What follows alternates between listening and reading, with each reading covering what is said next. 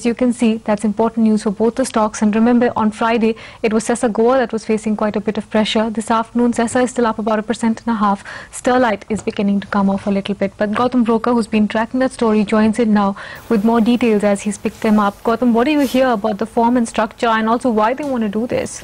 You know, Mitali, this has been going on in the market for some time now. In fact, sell side has been started writing it in the morning notes as of today morning.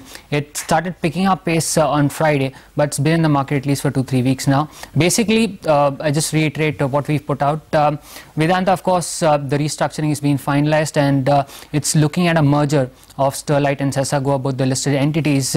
What's happening here is that after merger, the cane stake that Vedanta PLC holds, and that's to the tune of 38.5%, will be transferred to Sterlite. And in return for that, this current Sterlite will issue shares to Vedanta. So there is no cash involvement in this deal. It's a pure share swap deal, and that of course will entail some kind of dilution for Sterlite. But let me be a bit quick to add that the market is expecting the merger ratio to be favorable for Sterlite, because Sterlite, what they're trying to do is make Sterlite the holding company for all the Indian operations. So whether it's Sesa Goa, whether it's KN India, you have the cash rich HZL, Balco, all of them come under Sterlite, and Sterlite becomes the main holding company for all the Indian operations. The announcement likely soon, what I'm hearing is that it can be done on a day when the ADR, the LSE listed parent, that's Vedanta Resources PLC, and all the Indian listed subsidiaries will not be trading. So you could expect it on a weekend, this weekend, next weekend,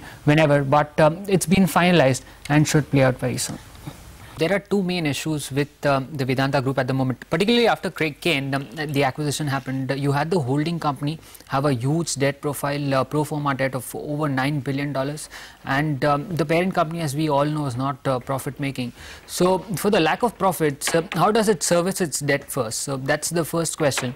And that what they're doing is, and you've seen many of these subsidiaries outperform big time, that's because the dividend payout by these companies is going to increase. Upstreaming of cash from subsidiaries to the parent to be able to meet the interest costs.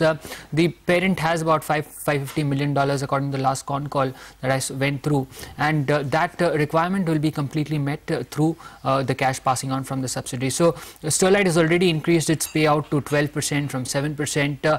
The expectation in the market generally is that the subsidiaries will contribute about 30% in terms of payout, so that Vedanta gets the required cash to be able to meet the interest outgo. But that's to do with the servicing of the debt. What happens to the parent debt itself, the huge figure that Vedanta has?